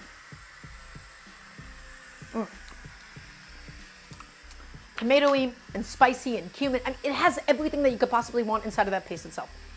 Okay, so everybody, today we're going to be doing a delicious noodle dish that is inspired by both a spicy Sichuan beef noodle soup and also a Vietnamese bun bo hue. So let me walk you through and let me show you this incredible paste that we ended up making for today. Guys, in here, we have Sichuan peppercorn infused oil. We have cumin. We have fragrant red chili paste, or red chili flakes, excuse me, in the form of gochugaru. We have some tobanjang, aka chili bean paste. We have some tomatoes, right? We have some soy sauce, and we have some cooking wine as well. It's spicy, it's sweet, it's acidic. It has everything that you want possibly going on. We're about to get into some of my garnishes and some of my vegetables for today. So we're about to get into some of my Chinese chives, So all I'm going to do really quickly is I'm just going to go ahead and make some space on my table, and I'm going to go ahead and wipe this off. How many people are in chat right now? Is there a lot of people in chat? It's because of the raid that we got. Okay, but yeah, guys, that paste, that is going to be the real star of today's soup. It's not about the noodles. Well, it is about the noodles, but the real star of the show, it's all about that paste. Okay, and now I want you to come back with me to the stove because the pressure cooker is finished releasing all of its built up pressure. Just gonna dump that all into the pot, lovely. And now guys, this is my pride and joy, my delicious homemade beef broth. This bad boy has been pressure cooking. The actual short ribs themselves, they should be really, really nice and tender and delicious at this point. Because I'm cooking at home, subs and soda, you have to clean as you go, absolutely. But this is what I'm talking about right here, guys. That is my delicious, incredible stock with, hopefully, some tender short ribs on the inside. So what I want to do, first and foremost, what I want to do is I want to go ahead and I want to take out my short ribs and put them onto a nice big plate. So let me just go ahead and get that done now. Because the short ribs, I need to test to make sure that they're done cooking. Okay, so let's go ahead and just grab, my spider will be a nice tool for this of just getting rid of some of the excess moisture. Again, we're not looking for the meat to be falling apart and not completely falling off the bone, but we want it to be tender enough that we can eat it easily. And you can see the way that the meat has buckled around the bone. That's a good indication that it's nice and tender. This really, really delicious braised short rib, it looks phenomenal. Okay, that's 2, and we have 2 more pieces that we got to take out. And that should be 3. This one's a big boy. That's 3. And then we have 4 coming out as well. Okay, and guys, we're about to strain this stock that we worked so hard on making into some of the seasoning paste, and we're going to taste it and adjust it and see how we feel about it. You guys excited?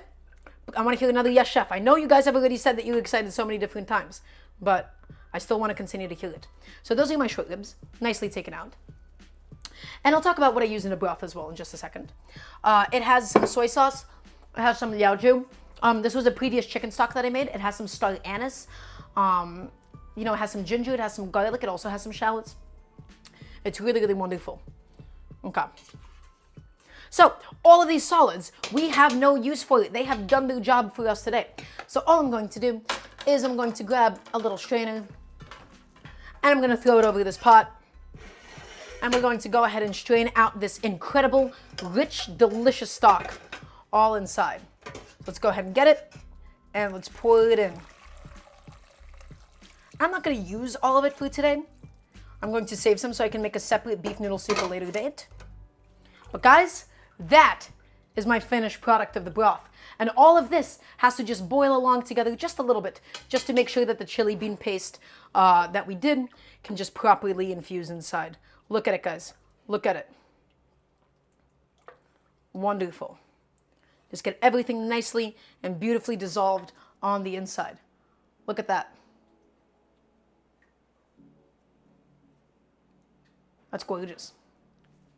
I'm going to go ahead and just get rid of this really quickly, and then we'll set up a very nice still shot of this and see how we feel about it. Let's get the stove just by itself. Look at that. Beautiful. And it's nice and fatty, and it's oily from the chicken fat and the beef fat, and of course from the peanut oil as well.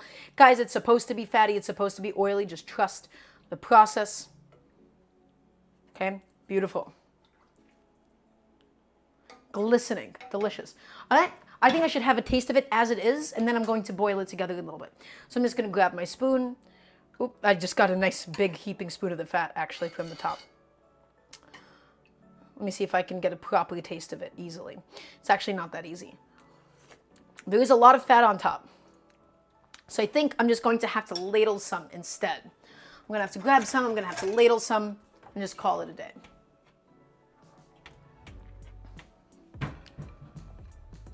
What can I use instead of homemade stock? Well, what I do recommend is making a homemade stock. It is something that I talk about all the time, which is, I always invest in whole chickens. right? Because I'm always making a nice batch of like homemade stock. Let me see, can I make this smaller again?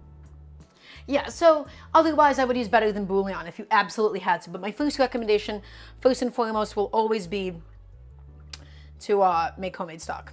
Okay, so let me just go ahead and get some of this incredible broth just by itself. And I just want to go ahead and give it a really nice little taste.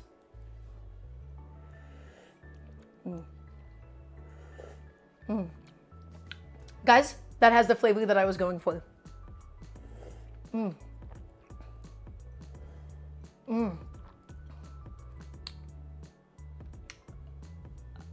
That makes me so happy. I was going for like a Sichuan, like tomato hot pot almost. That is so good. Oh, guys, that is wonderful. But let's get some more of this inside. Let's get some more of this all dissolved beautifully inside. How's that sound? I want it spicier. I want it more intense. That's what I'm thinking about. And we can always adjust it. We can theoretically always adjust it. But guys, that tasted wonderful. So we're going to go ahead and get that back onto the heat in just a moment. We're going to get some Chinese chives in there and stuff. That was really, really delicious. That was wonderful. Wow, I'm very happy about that. Guys, I'm going to go ahead and take this and we're going to go ahead and set that onto a nice medium heat. That is flavorful. That is delicious. And then in the meantime, I'm going to fill up this other pot with water and we're going to get this boiling because this is going to be what we need for the noodles today. Because this is a noodle soup at the end of the day, guys. Don't forget it. We're making a noodle soup and thus we need noodles.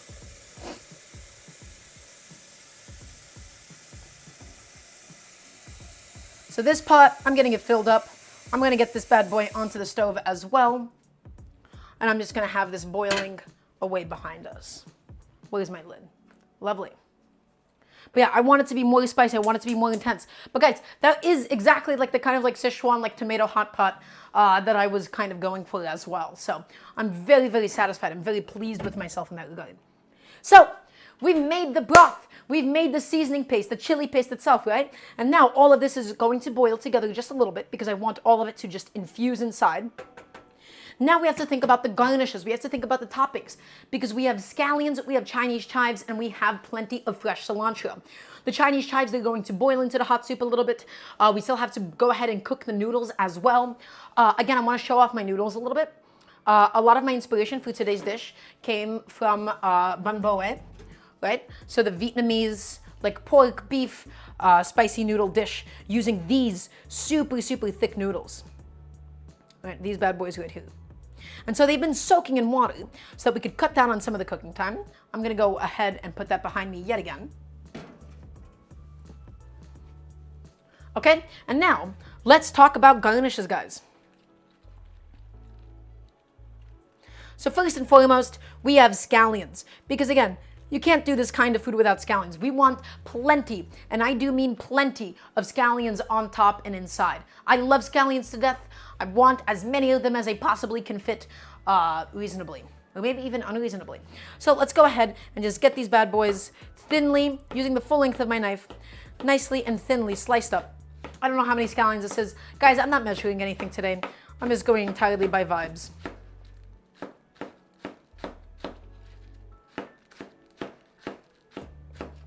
And now my broth is boiling away beautifully. Look at it. Would I consider myself a rapscallion? I'm not sure that's the case. Ooh, look at that. All of it getting nicely and finely sliced down.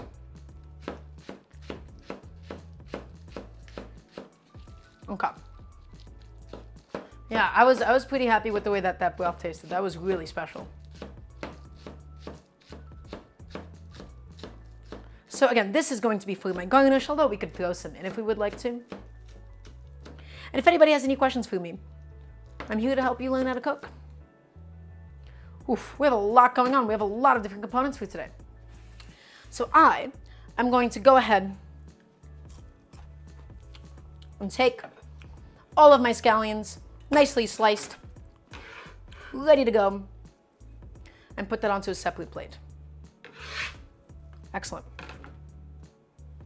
Okay, next, let's go ahead and get some cilantro, nicely and beautifully sliced. A lot of my inspiration for today came from the fact that I had some cilantro at home that I wanted to use up. So, nice bundle of cilantro here, guys.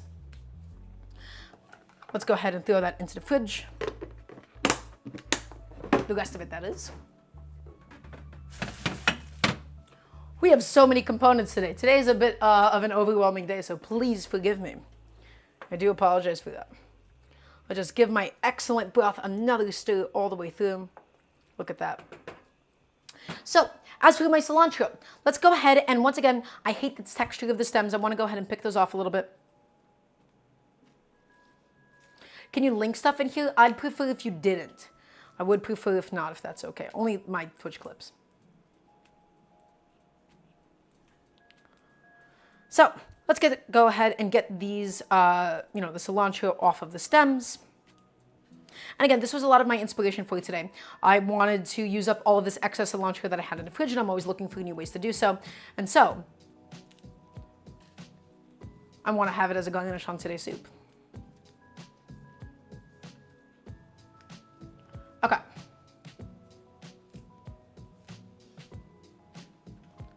Let's go ahead and continue just plucking off the stems. And again, this isn't necessary.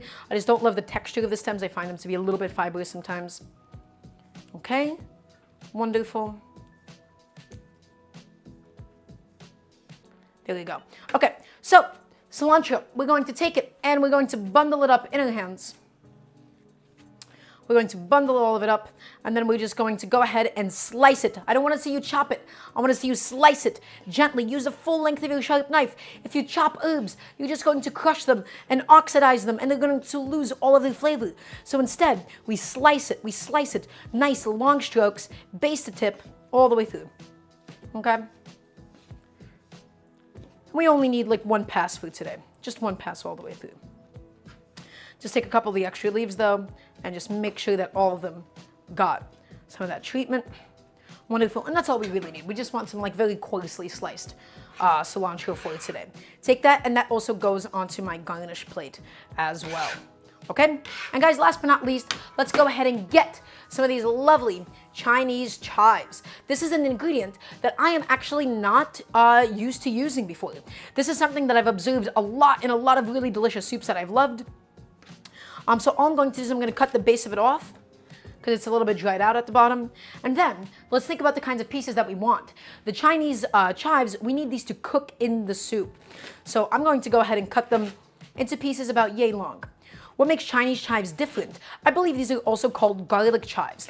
And regular chives are very sort of small, and they're super aromatic, and they're only used as a garnish. Chinese chives are cooked into different dishes. I mean, the size of them is astounding, right? And you get like these really delicious oniony bites in every single little bit of food. Okay, let's look at the broth. The broth is coming along incredibly well at the moment. Lovely, looking really good. I'm gonna go ahead and get that transferred over to a little plate. We'll taste the broth, we'll see where the noodles are at. And guys, we're approaching the finish line. We have so little actually left to do. I don't know why I put the plate that I needed behind me. I don't think scooping it from all the way back there was a very good idea. Okay, let's go ahead and get the last of it. So, everybody, let's do a little bit of a recap session. We're doing today some really, really delicious noodles. We're doing a spicy beef noodle soup. And so, in my pot at the moment, I have some homemade broth that we did with some beef. We did that with some chicken broth. We did it with the short ribs. We did it with garlic. We did it with ginger, with cilantro, with some shallots, with some soy sauce and liaojiu. Additionally, we made this incredible seasoning paste out of some chili bean paste, out of some shallots, garlic, ginger. We made it out of some gochugaru or any kind of fragrant chili that you would like. It's delicious, it's fragrant, it's spicy, and all of it is now just boiling together. We have some chopped Chinese chive. We also have some scallions and some cilantro as well. And so we're going to have something aromatic, we're going to have something delicious, we're going to have something spicy. Today's soup is going to be one for the books. Okay, so let's not sleep on it. I'm going to go ahead and just take another ladle of broth because I want to taste it and I want to see how it's progressing. I want to see how it's coming along. Okay, beautiful. And let's go ahead and give that a nice little taste.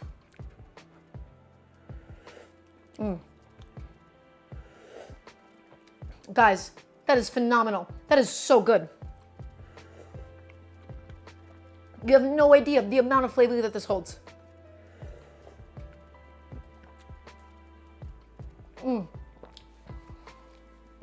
Oh, that is wonderful. That has so much depth. That has so much oomph. That has so much spice. That has everything that you could possibly want. But I want more. I want more than everything that it has. I want to add another big spoon of all of my delicious paste going inside, that delicious paste that we worked so hard to make. We want it to continue to cook together. We want it to all infuse together, guys. We want the tomatoes to continue to soften, but that is some pretty remarkable stuff. And then we'll also hit it with, it does need, at this stage, a little bit of salt. So guys, I'm going to go ahead and just take a second to wash off my knife. I'm going to put a couple of things away into the dishwasher, and then we'll begin with actually boiling the noodles. Is everybody enjoying the show so far? I want to hear a nice yes, chef from everybody watching. And if you're not, then I want to hear yes, chef too. Now, today's dish is a special one. Today's dish is going to be for the books. It might be one of the best things that we've ever made. I'm going to say that right now with a good amount of confidence too. Lovely. I'm glad so many people have come out today. It's good to have all of you. And once again, if you haven't already done so, please check out my Patreon, exclamation mark Patreon. No, I'm not, Chloe. She did my graphics. Okay, so my water is boiling for the noodles. And now, let's go ahead and make sure that we have the space for it all set up. So we've had the noodles soaking, and we're going to boil them in just a second. We want to make sure that we have a place to actually properly strain them. Okay? We want to make sure that we have a place to properly strain them. So just a little second of setup is all that this is going to take. So the station that we're going to need a strainer, and we're going to just dump them over the sink or so. So I have the previous strainer, and I think I'm going to use just that actually. I'm going to use the previous strainer that we had and just quickly just tap out all the solids from it. Just want to make sure that I have that ready to go for when I need it.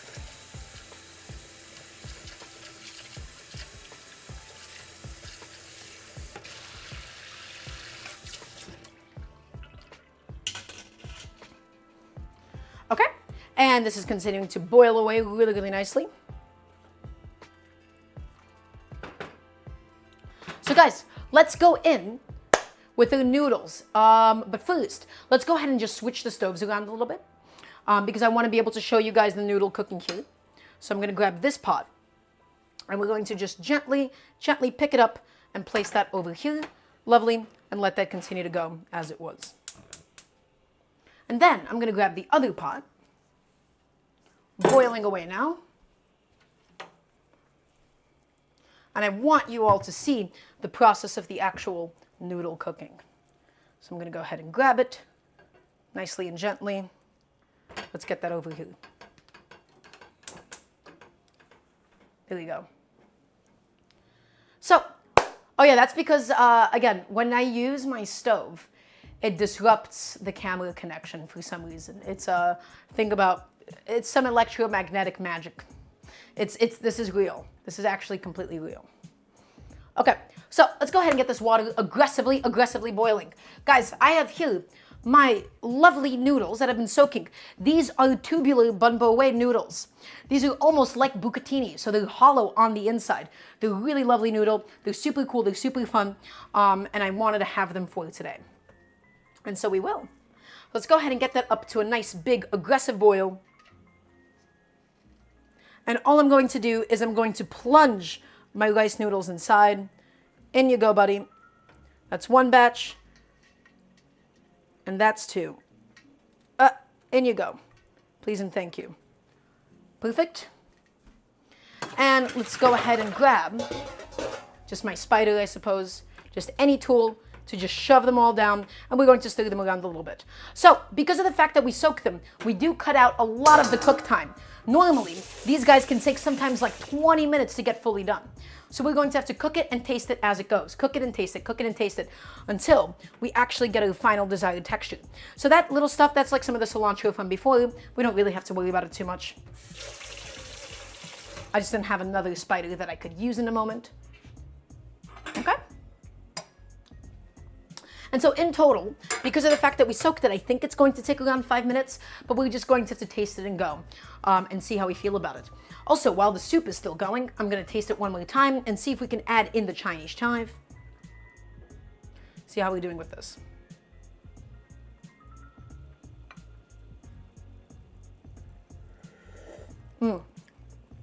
Guys, this soup, phenomenal.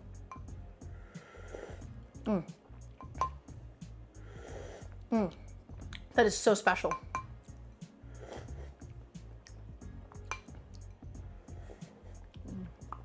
Ah, delicious. Yeah, that's wonderful. Okay, let's go ahead and give the noodles a nice aggressive stir just to make sure that none of them are sticking to each other. Because in the first 5 minutes of noodle boiling, that's when they do typically tend to stick to each other the most. Okay, we're just letting that go. We're letting that do its thing. We can also go ahead and just give that a taste now.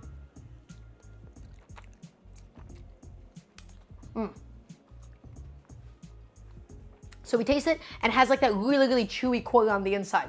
And that's not what we're looking for. We're looking for this to be nice and beautifully tender. Is what we want.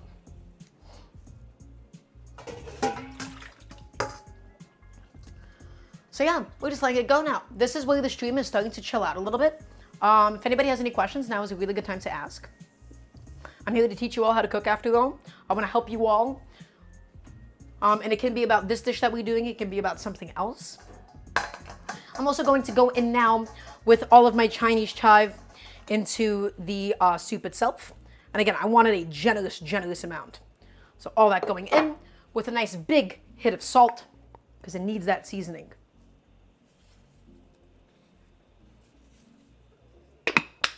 Lovely. And we just want to get those Chinese chives just cooked for a couple minutes. And then we can kill the heat. Okay. I have no idea how long the noodles have been going for, but they definitely need more time. And even if they look done, remember, these are really, really thick, guys. They're really, really thick. Do I speak any languages other than English, Chloe? I speak Russian. Yeah, that's my main language alongside English. What's my all-time favorite meal? Beans and rice. I love beans and rice to death. Guys, perfect. These noodles, they're coming along super, super well. We're going to go ahead and give them about 1 more minute. Because of the fact that, again, we did the pre-soak, they have infused with the water. They're a lot more tender. Slower boil, it seems too rolly. No, the noodles are fine. The actual, soup base itself, that's just about done. Okay. Okay, the Chinese chives don't need any additional cook time. I think that should be okay on it. That is an aggressive amount of Chinese chive, my goodness. Let's go ahead and get another taste of the noodles. Let's see how they're doing. Let's see how they're coming along.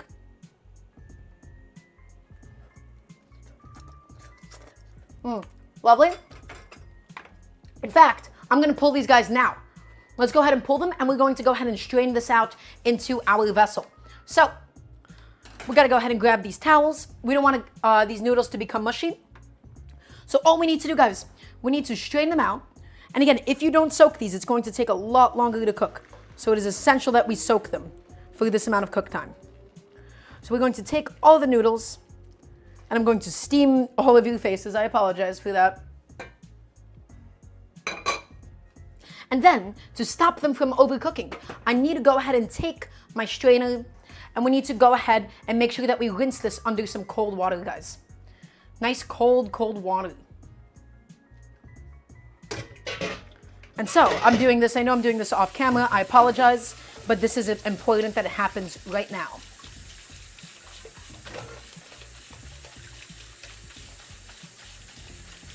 So we're rinsing it off.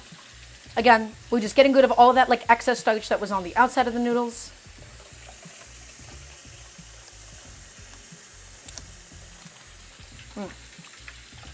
Lovely. And we're also just cooling it down and stopping it from overcooking. Okay, sorry about that. I know I was off camera for just a second. Guys, guess what? I believe it's time for us to all plate. It's time for us to begin. Are you all excited for this? Are you all ready for this? I want to hear a nice yes, chef from everybody watching. And so here's how we're going to do it. First, I got to get my coaster plate nice and set up. Typically, I would do something a lot simpler on stream, but I wanted to have a treat for myself today. I'm going to have this nice, big, beautiful bowl. Okay, let's get this nice bowl. And let's go ahead and get my nice portion of noodles inside of the bowl as well. Okay, that might actually be a lot of the noodles. That might be too many for me, at least at the moment. Let's go ahead and just take some out. That's now a decent portion. Okay. And now, guys, I am going to go into my pot. Well, first, actually, let's put in one of the really, really delicious chunks of beef directly on, just like so. And now, I want to go ahead and ladle in some of my stock. Some of my delicious cooking broth, guys, that has so much effort, so much love. I want to hear yes, chef, one more time from everybody watching if you're excited to see this all come together, because we put so much love and care and affection into today's dish, guys. This has so much we put into it. You have no idea. Well, you do have an idea. You saw it happen. Okay, let's top it off. Let's get one more nice ladle. Guys, look at the soup. Look at the soup. Look at these noodles. Look at that. Oh my God. That looks incredible. And now, a generous bundle of cilantro over here. A generous bundle of scallions as well. Guys, that's my soup. It's soup time. It is officially soup time. I'm incredibly proud of today's dish. Look at it. Look at that soup. That is pretty ridiculous. To think that was done in a home setting, although not that easily, that is incredible. That's my noodle soup. Everybody, on the bottom, we have these incredible noodles that are typically seen in bun bo way.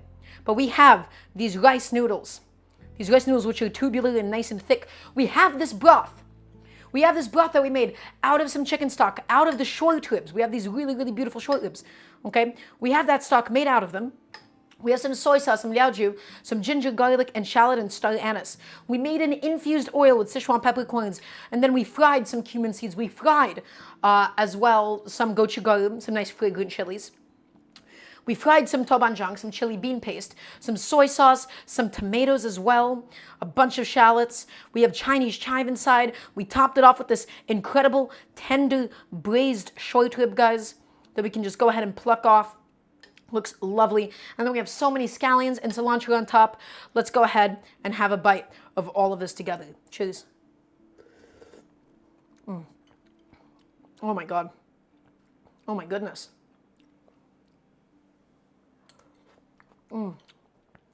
That is so rich. That is so flavorful. You guys have no idea. And again, I didn't want my short ribs to be completely falling apart. I wanted them to still have a little bit of chew on it. Maybe I would say too much chew in this case. But really wonderful, really, really delicious. And then we can go ahead and just scoop up some of these noodles as well.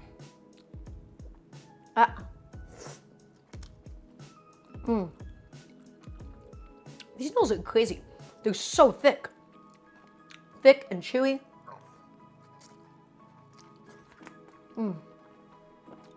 This is pretty amazing.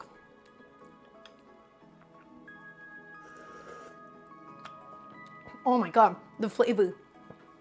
That's exactly what I was going for. Wow.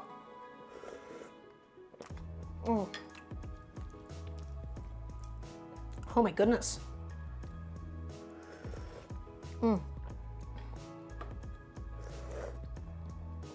That is a pretty amazing soup. Oh, that is good. Well, that's it. That was a lot of effort. That was a lot of work. That was a lot of dirty dishes. Everybody, hope you all enjoyed it. Thank you all so much for watching. I'm going to be streaming this Wednesday, this upcoming Wednesday, 5 p.m. Eastern time as always. Wednesdays, Fridays, and Sundays. Today was just an emergency Monday stream. Everybody, thank you so much for being here. I got the chive. If you haven't already done so, please check out my Patreon, !Patreon in the chat. Or, you can also subscribe or, !tip or donate. Thank you all for being here. I'm going to go ahead and sign off.